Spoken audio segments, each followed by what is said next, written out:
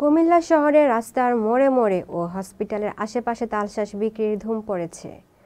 পাশাপাশি বিক্রি হচ্ছে তালের রস ও ডাব। তবে তালের রস ও ডাবের চেয়ে এখন বেশি বিক্রি হচ্ছে তালশাঁস। তীব্র গরমে তালের শ্বাসে থাকা জলীয় অংশ শরীরে পানির চাহিদা পূরণ করছে বলে মনে করছেন অনেকে। সাইফুল ইসলামের তথ্য ও ভিডিও চিত্রে রয়েছে বিশেষ প্রতিবেদন। খুব ভালো লাগে, তালও মিষ্টি আছে, রস আছে, এই যে রস, এই রসরের দাম কমে আছে, অন্য কারণে 20 টাকা বেচে, এটা 10 টাকা। শহরে নিয়ে ঘুরে দেখা যায় শহরের বিভিন্ন এলাকায় ভ্যানে করে গ্রামে গঞ্জে বিক্রি করছেন তালশাঁস। দিনে রোদে তাপমাত্রা বাড়ার সাথে সাথে বাড়ছে তালের শ্বাসের চাহিদাও। প্রতিদিন সকাল থেকে রাত পর্যন্ত চলে বিক্রি।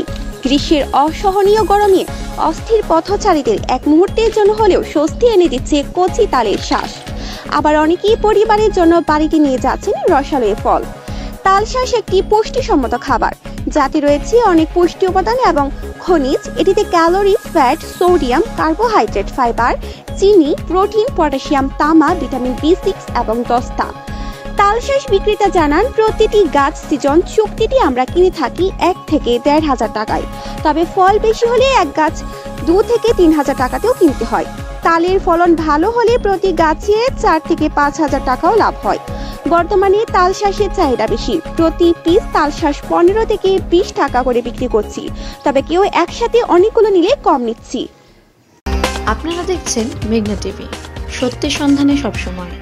এছাড়া দেশ বিদেশের নিত্য নতুন খবর জানতে মেঘনা টিভির ফেসবুক পেজ facebook+meghnaTV.bd তে লাইক দিয়ে আমাদের সাথেই থাকুন।